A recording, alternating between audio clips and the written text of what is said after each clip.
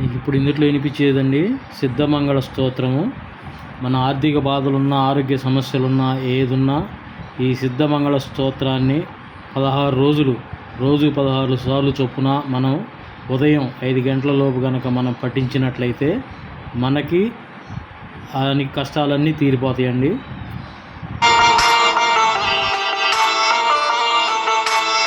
శ్రీమదనంత శ్రీ విభూషిత అప్పల లక్ష్మీ నరసింహరాజ జయ విజయీ భవ దిగ్విజయీ భవ శ్రీమదఖండ శ్రీ విజయీ భవ.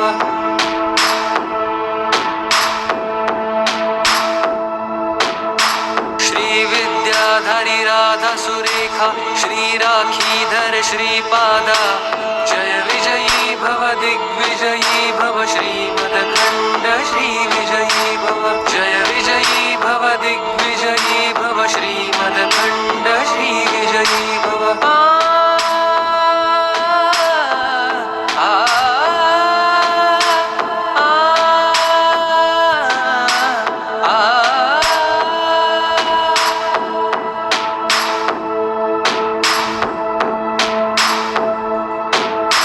माता सुमति वात्सल्यामृत परिपोषित जय श्रीपादा जय विजयी भव दिग्विजयी भव श्रीमदखंड श्री विजयी भव. जय विजयी भव दिग्विजयी भव श्रीमदखंड श्री विजयी भव.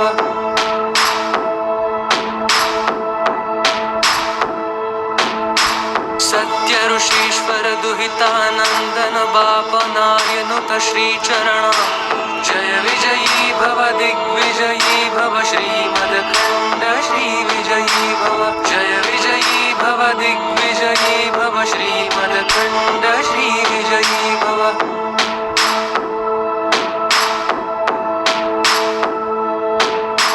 सवितृकाठक चयन पुण्य फल भारद्वाज ऋषि गोत्र संभव जय विजयी भव दिग्विजयी भव श्रीमदखंड श्री विजयी भव. जय विजयी भव दिग्विजयी भव श्रीमदखंड श्री विजयी भव.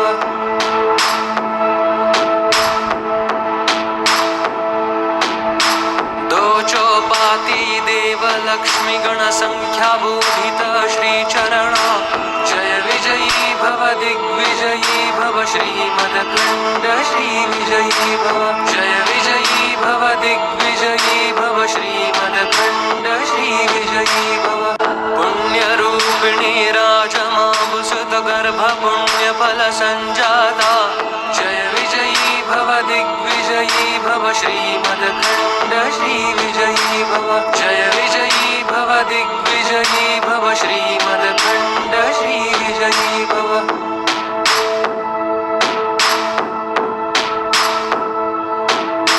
सुमति नंदन नरहरि नंदन दत्त देव प्रभु श्रीपादा जय विजयी भव दिग्विजयी भव श्रीमदखंड श्री विजयी भव.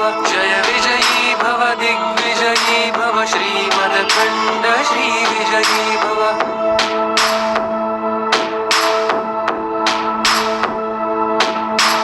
पिठिकापुर नित्य विहारा मधुमति दत्ता मंगल रूपा जय विजयी भव दिग्विजयी भव श्रीमदखंड श्री विजयी भव. जय विजयी भव दिग्विजयी भव श्रीमदखंड श्री विजयी भव.